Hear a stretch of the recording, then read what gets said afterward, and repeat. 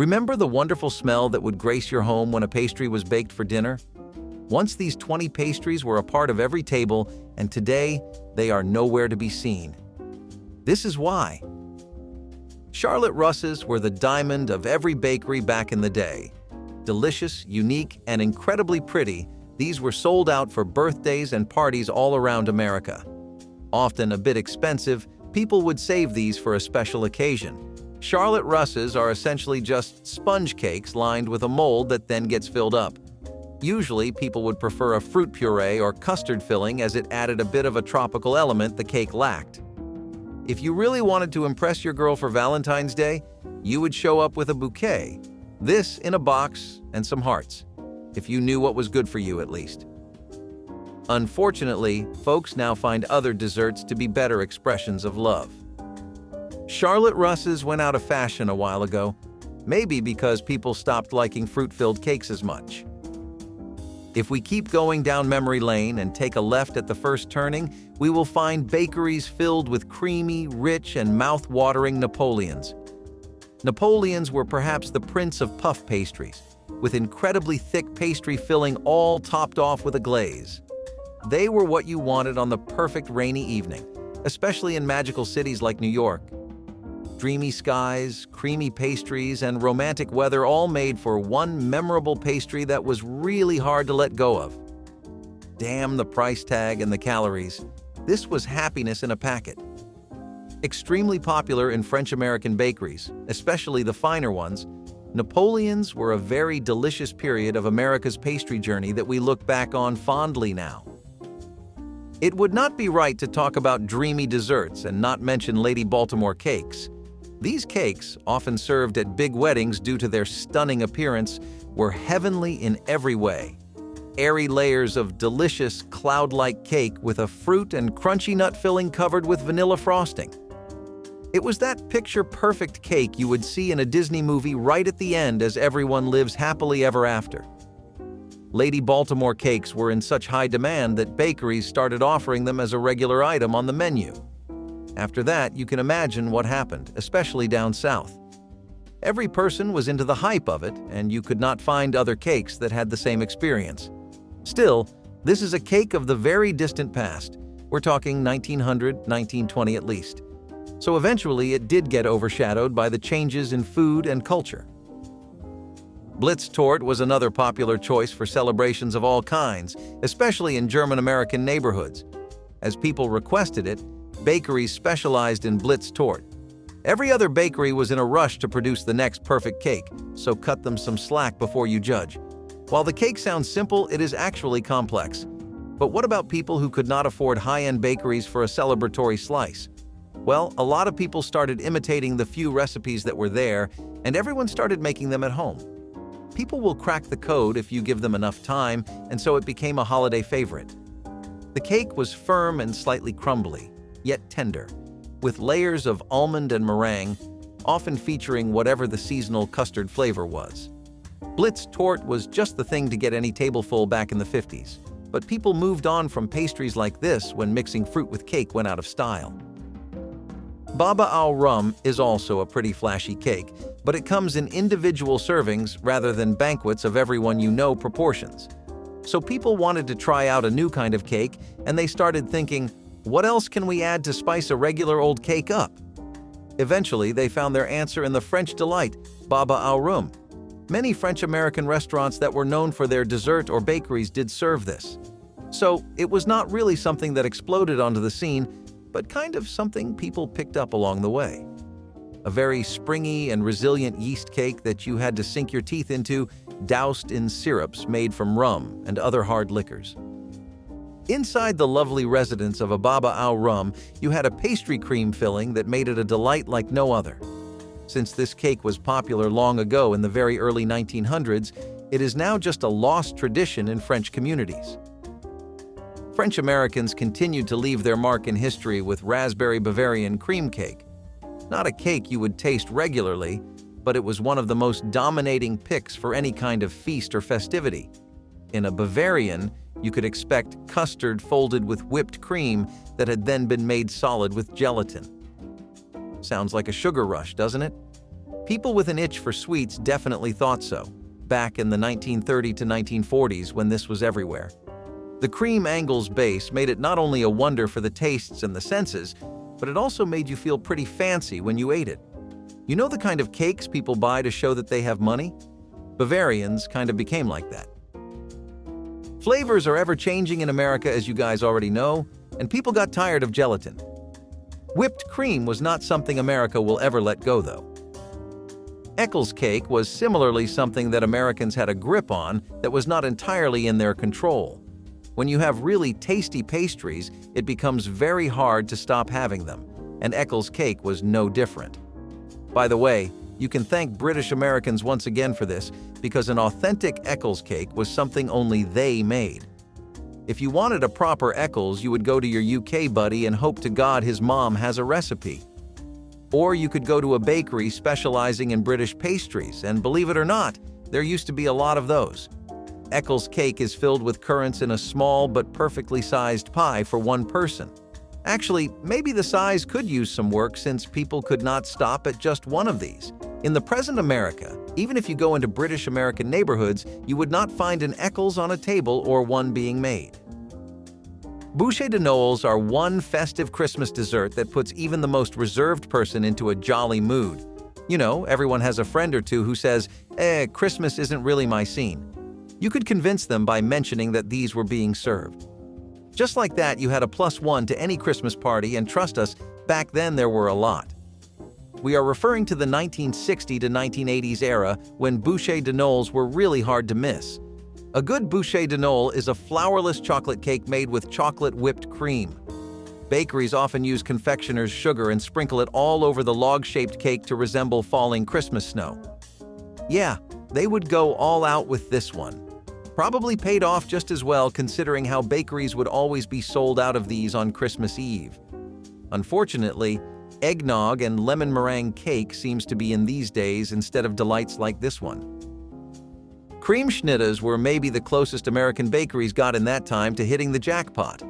A dessert that, no matter the season, time of year, or holiday, would sell to every blue-eyed youth, doting grandma or suburban family in any state. You might think we are just saying it for dramatic effect, but wait till you hear about how this tastes. Puff pastries sandwiching a thick but extremely sweet and milky vanilla custard. If you ever walked into a bakery with one of these, your mind kind of stopped thinking rationally, really. Whether it was the vanilla frosting or the aroma of sweet bliss the average man could not resist. Creme schnitte is something we dearly wish we could try too, because of how simple yet sweet it sounds, but it is so hard to find a bakery that sells a good one nowadays. Chester cakes, on the other hand, were pastries more commonly associated with the Irish-American communities. But hey, go down to their side of town during St. Patrick's Day if you want slices and slices of these to go around. Think staying at home and ordering your typical chocolate cake is better? Then you do not know what you are missing. Chester cakes were these heavy and dense fruit cakes with pastry layers, filled with dried fruit, making it all kinds of yummy. People who had one knew that the experience had to be shared. Dragging your friend along to an Irish pub for one of these was not too uncommon of a Saturday evening plan back in the 70s. Currently, people have much more different ideas of weekend fun, but a Chester cake and some tea were unbeatable once.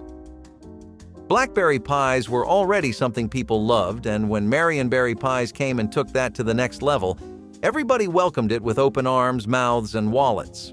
Most popularly cited in the Pacific Northwest, Marionberry pies were pie crusts filled with marionberries, which are an offshoot of your typical blackberry. This pie tends to be much more rich in taste. You are looking at little flavor grenades, really. Pies like this were something you would find on every bakery shelf in Oregon initially, but the infectious taste made its way to other states soon enough. Marionberries were just first grown and found in Oregon, so it started more there, but everyone else wanted a slice of the pie too, we guess. A thicker consistency than usual, along with a sweeter and fruitier taste, people loved this version so much they started using marionberries in other things too, like jam. Nowadays, there are some Oregon farms that grow the berry, but its production has gone down a lot, and as a result, so has the craze for these wonderful pies. Comfort food and pastries have a long history, and coffee cake rings are solid proof. Coffee cake rings were one of the pastries you would get to cheer yourself up on a bad day, or bring to a friend as an apology, or just order when you felt like being lazy and alone. Coffee cakes were not typically yeast-based, but this one was, and it would come with a generous topping of streusel or any icing of your pick. What people loved most about the coffee cake rings were how they got that coffee flavor just right. Not too overbearing or too vague, but just right in the middle where it felt like you were actually having coffee-flavored cake. In today's economy, though, people would definitely rather whip up a cheap cake on their own.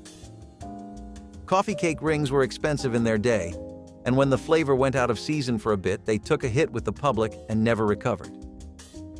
A good maple walnut torte and a relaxing evening went hand in hand for anybody in a post-Depression America, especially in New York. It was an obsession of housewives reading cookbooks in their free time and getting into their newfound baking hobby too. Plus, it was just in a lot of those culinary magazines as well, so it definitely had its day in the sun. Maple walnut torte were layered cakes that were drenched in a really vibrant maple syrup and filled with walnut cream, giving them a unique taste. It had that little something no other cake quite had, and America always loves a dish that shakes it up. Taste-wise, you could compare it to a fusion of a walnut fruitcake and a maple syrup pie. We would tell you to go get a slice and find out for yourself, but bakeries just don't sell these anymore. Shoofly pie was one American pastry every household should be familiar with, especially if you come from Pennsylvania Dutch country. According to the references we have seen, this was that cake. You know, that pie your parents always bring, or the default option for grandparents or relatives when visiting. Yeah, shooflies were that high in the food chain back then. A molasses pie with a crumb topping. It sounds simple enough, but it had enough room to work with that people could add their own twists on it. Bakeries and home chefs alike reimagined the pie in various ways, often using different fillings and frostings. When a dessert is convenient, that really helps it last. Shoofly pie was the one-stop solution to all your post-main course needs. It fits every occasion like a glove, and so they were widely adored. But those are days of a much different America. Mock apple pies were another extremely regular sighting at family tables across the USA. Actually, during the Great Depression, even basic ingredients like butter and apples became hard to get for people. The few who could afford it would substitute apples with some cinnamon, sugar, and crackers and hope for the best. At least the first few people who started making it did, but over time, it became a widespread recipe. Most people had it down to a T too, since it was such a reliable one for any meaningful dinner. Plus, it tasted close enough to an actual apple pie that nobody really cared anymore what the difference was. When the economy got better and people started earning again, apparently public opinion flipped. Suddenly, they were missing the essence of an apple pie and a cheap imitation. And as a result, mock apple pies are not too regular anymore. Vienna rolls were a bit more low-key than the pies and the grand cakes of the list so far. Rolls were already common enough as a pastry snack, but none had enough oomph to them to be a really solid meal option for any time of the day. Until Vienna rolls came along, see these used Vienna bread, which was made with beer and a new kind of dough. Typically, roll pastries used sourdough, but this gave it a harder crust and a fuller taste. Vienna rolls became a really frequent breakfast or brunch option at any uptown cafe or bakery. Also, a really great choice to go along with your morning or evening coffee. Days like that are very old now, and people just take their decaf and go on their morning jog now.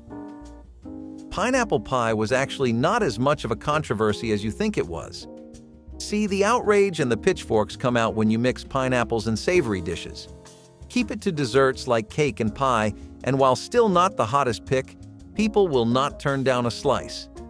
As you may have guessed, tropical states like Hawaii already had crowds going in droves for a full pie, but in other places like the South, it got a following too. People really loved it as a summer dessert, and it felt like it put some spring in your step on hot days. People would usually top it off with some kind of vanilla frosting, and the pie crust itself was not anything too different, but the flavors just worked. Pineapple pie has only had a downward slope since those mid to late 90s days, though.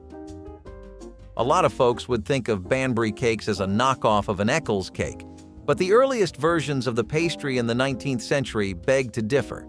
See, back then this was an oval-shaped pastry with currants too, but it had different fillings. You would see rum, nutmeg, or mixed peels, giving it a really unique flavor profile and also a much more distinct impression than an Eccles. Gotta stand on your own 2 feet and not ride someone else's wave, right? Unfortunately, this comparison would come back up again later as we got closer to the 2000s. People started making it less traditionally and started mimicking the Eccles flavor, which led to lots of folks to just stop buying it in general. Battenberg cakes, on the other hand, had no problem setting their own brand and identity. Colorful sponge cakes that looked pretty, tasted even better, and were affordable to any household. If you cut this cake in a cross pattern, you would get a checkered pattern of different colors, which really gave it points on the visual front too. Bakeries also went all out with presentations because rarely do they get to work with pastries with the potential for that. Battenberg cakes themselves were held together by jam and were covered with marzipan, giving them a flavor just as unique as their appearance. However, in the age of social media, chefs wanted even flashier-looking desserts for views and clicks, and so simple, but cute pastries like this went out of style. Persimmon pudding is actually something that might catch you off guard because it is not a baked pudding but a steamed one. You may not be very familiar with eating steamed puddings now because of all the Baskin-Robbins and whatever we have these days, but back then, it was a way of making puddings people really preferred. Not to say our food today does not have any wow factor, but sometimes different ideas like this one are nice. Persimmon pudding sets itself apart by having a persimmon puree filling and by being spiced. When they were really in season and you had ripe persimmons, home chefs would go wild whipping up batches of these. Now it is a largely lost recipe and the fruit itself is not too trendy these days, so the taste definitely did not stick with the public. Still, the days where you could come home and find a bowl in the fridge were pretty good ones. That raises the curtains on our list of 20 forgotten foods. Are there any dishes you want back? Let us know in the comments and subscribe for more.